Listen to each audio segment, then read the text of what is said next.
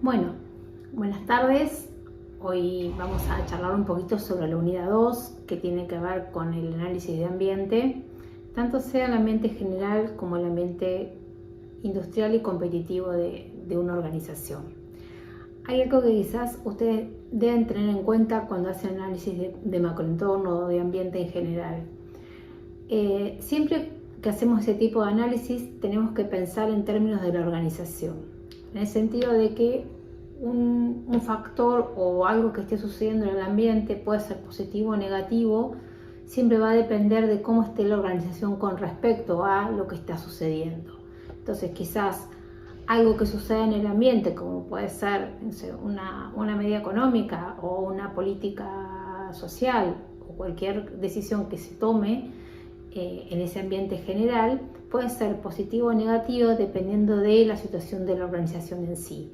Por lo tanto, cualquier tipo de análisis que uno haga en términos del entorno lo tiene que estar pensando en qué factores nos afectan en nuestras decisiones más relevantes y sobre todo de qué manera nos afectan. Y quizás ahí podamos ver que a algunas organizaciones factores las afectan de una manera y a otras de otra. Entonces, cuando nosotros hablamos de ambiente general, tenemos el ambiente general, que ustedes habitualmente vemos en todas las materias habituales, que es el análisis Pestel, donde nosotros vemos los distintos factores que son para todos, digamos, políticos, económicos, legales, sociales, ¿sí? Y después tenemos un ambiente más cercano a la organización, que lo llamamos entorno más mediato, en el cual nosotros vamos a hacer dos tipos de análisis, un tipo de análisis industrial y otro análisis competitivo. En lo que se refiere al análisis industrial, nosotros siempre tenemos que ubicar a la organización en una industria. Una industria es un sector. Y también les voy a hacer una salvedad que también en el apunte yo se los hago. Un sector industrial son empresas, organizaciones que todas están haciendo productos similares y satisfacen la misma necesidad a veces, digamos. Entonces, uno podría pensar la industria manufacturera, la industria láctea, la industria de bebidas, ¿sí? Gaseosas. Entonces están todas nucleadas, todas las empresas que realizan lo mismo. Cuando empezamos a hablar de clúster o de grupo, ¿sí? Se nos amplía un poco más la noción de sector, porque quizás un clúster esté formado también por sectores que complementan al sector principal. Entonces quizás un clúster de bebidas también esté formado por distribuidores, esté formado por hasta la cadena que llega al consumidor. Entonces, en líneas generales, cuando nosotros pensamos un sector industrial y vamos a hacer el análisis, tenemos que saber si ese sector industrial está en crecimiento o no está en crecimiento, digamos, si sus ventas, tanto sea en facturación como en volumen, están creciendo. Digamos, cuando hacemos análisis de sector es muy importante no solo pensarlos en términos de facturación anual de un sector, supongamos el sector lácteo. Entonces, el sector lácteo, digamos, nosotros tenemos que pensar en facturaciones totales o en quizás en cantidad de litros de leche que produce el sector en un año. Entonces, el análisis tiene que ver en crecimiento, tanto sea en facturación como también en volumen. ¿Cuánto le aporta ese sector al Producto Bruto de un país? Hay sectores también industriales que son más concentrados o menos concentrados que otros. Digamos, el sector lácteo es un sector altamente concentrado en nuestro país, porque tenemos una empresa que, por ejemplo, la Serenísima, ocupa quizás una posición preponderante en el mercado. Y quizás el sector automotriz tenga mucho más fragmentada la demanda. Digamos, tenemos más empresas con similar tamaño para dar respuesta a la demanda. Entonces, cuando hacemos análisis del sector, tenemos que tener en consideración estas cuestiones. ¿Cómo está la industria? ¿En qué industria estamos? Y a partir de ahí ver qué tal crecimiento tiene esa industria. Piensen ustedes que muchas veces, o habitualmente, crecimiento no significa rentabilidad. Que la industria esté en crecimiento muchas veces no significa que ese sector industrial sea rentable. Y después tenemos un entorno mucho más cercano que tiene la empresa, que uno lo puede analizar a través de las presiones competitivas, hablamos de Porter. Cuando Porter hace ese análisis de competitivo, nos dice que nuestra posición como empresa puede ser presionada, ¿sí?, por fuerzas del ambiente, de un ambiente más cercano. ¿Quiénes van a estar en ese ambiente? Van a estar nuestros competidores directos, aquellos que realizan productos sustitutos, nuestros proveedores, ¿sí?, los compradores y, digamos, aquellos que entran y salen, las barreras de entrada y salida, o los competidores potenciales. Entonces, nuestros competidores directos, ¿sí?, obviamente cuando la economía crece, digamos, en líneas generales todos crecemos y la competencia quizás no es tan importante o no es tan reñida como cuando la economía, la torta, digamos, se achica. Digamos, cuando la economía no empieza a crecer o empieza a decrecer, digamos, todos queremos quedarnos con un poco de mercado, entonces ahí sí es cuando competimos mucho más con nuestros competidores directos. También, digamos, cuando el consumidor, que es quien decide, digamos, quien decide a quién comprar es el consumidor, siempre lo tiene que pensar desde el lado de la demanda.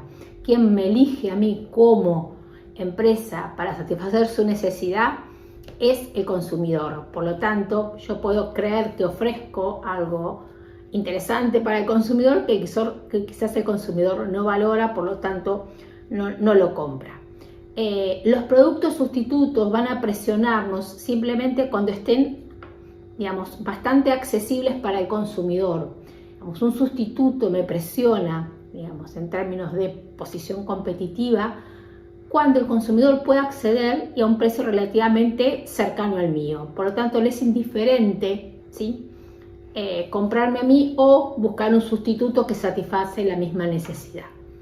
Los proveedores van a ejercer presión competitiva cuando tengan poder de negociación.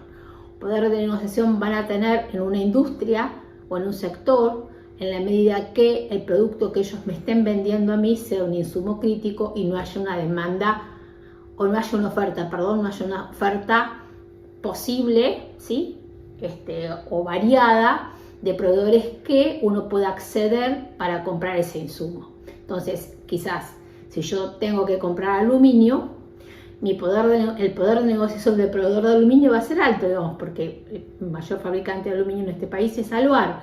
En cambio, si yo tengo que comprar otro insumo que quizás lo pueda comprar más de un proveedor, ese poder de negociación es mucho más bajo.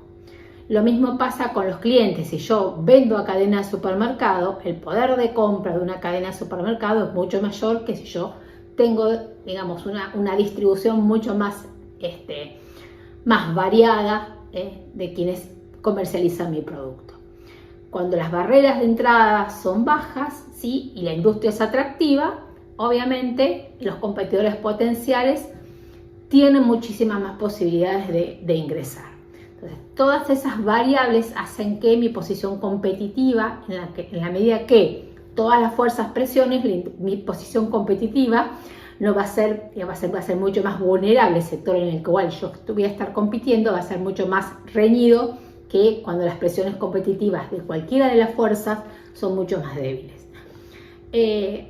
Otro análisis que uno puede hacer, digamos, yo voy a trabajar, no voy a dar todos los tipos de análisis para hacer en términos de contexto, de ambiente, pero sí voy a hablar del tema de grupos estratégicos y factores de éxito, factores críticos de éxito. El mapeo de grupos estratégicos es muy útil.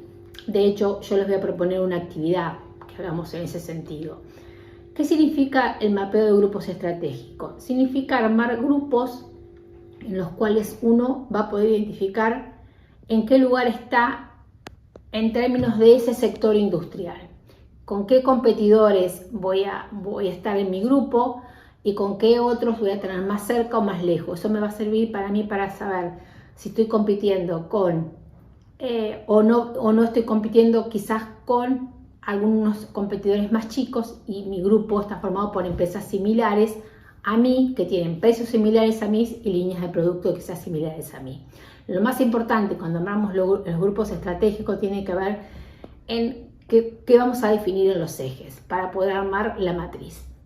Y después los factores críticos de éxito que yo tengo que analizar, que me van a determinar, digamos, qué tal atractiva o no o qué tal rentable es mi industria, tiene que ver con aquellos factores que para competir en ese sector yo tengo que tener como empresa para poder al menos competir y ser rentable. Entonces son esos factores que hacen que probablemente en algún momento cambien, no siempre se mantienen iguales, digamos, porque las fuerzas impulsoras a un sector industrial lo modifican. Por lo tanto, los factores de éxito en un determinado momento quizás no lo sean en otro, ¿no? Pero tiene que ver con eso, digamos, hoy, digamos, cuando uno define qué debe tener la empresa para estar compitiendo en un determinado sector, tengo que saber que sí o sí quizás tenga que tener 3, 4, 2, los que sean factores para poder competir.